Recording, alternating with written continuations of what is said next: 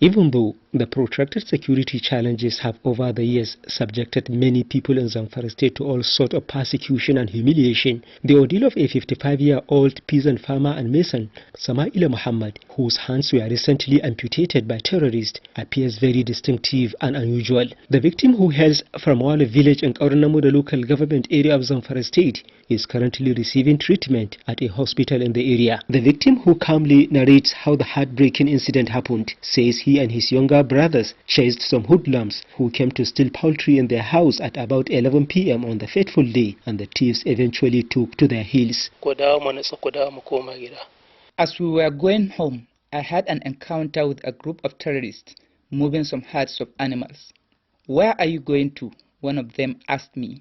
"I'm going home," I replied them. He just brought out a dagger and stabbed me here, and subsequently cut off my right and left arms respectively. My younger brother, who hid in a nearby farm, came out hurriedly to my rescue when he overheard me screaming. He was not also spared by the terrorists, as they hit him on the chest and broke his hand. As if that was not enough, the terrorist also stabbed the double amputee on his back and the head. Samaila, who has 2 wives and 6 children, says he has taken his ordeal in good faith. I'm grateful to Almighty Allah for surviving the attack. As a Muslim, I believe in destiny. There was nothing I could have done to prevent it. I'm also grateful to the health personnel of this hospital for taking good care of me. Younger brother of the double amputee, who also survived the terrorist brutality with some fractures and wounds, decried what he termed as incessant deadly attacks on their community and appealed for decisive measures to tackle the menace. The havoc wreaked by the terrorists on our community is better imagined than told. Many people have fled their homes for safety. Medical director of the hospital, Dr. Osman Kabiru, says the double amputee and his younger brother are responding to treatment. He's doing well. It's something you have to give him some time, even psychologically.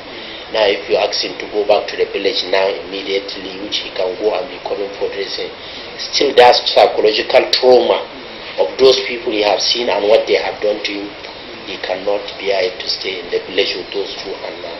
So that's why he remained in the hospital until at least to see that he calmed down. Dr. Kabir, who described the case as first of its kind received by the hospital in recent years, says the victim requires effective counseling and support.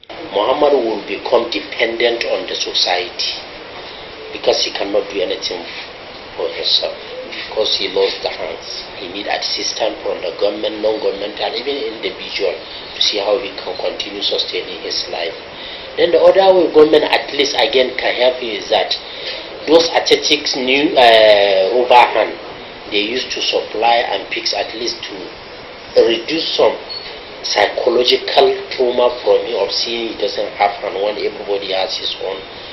They can assist him to get those ones. Meanwhile, Zamfara State Police Command says the incident has not been officially reported to the police. However, the police command, on seeing this unfortunate incident trending on social media, swung into action and drafted police tactical operatives who are currently working tirelessly to ensure that the perpetrators of this dastardly crime have been apprehended.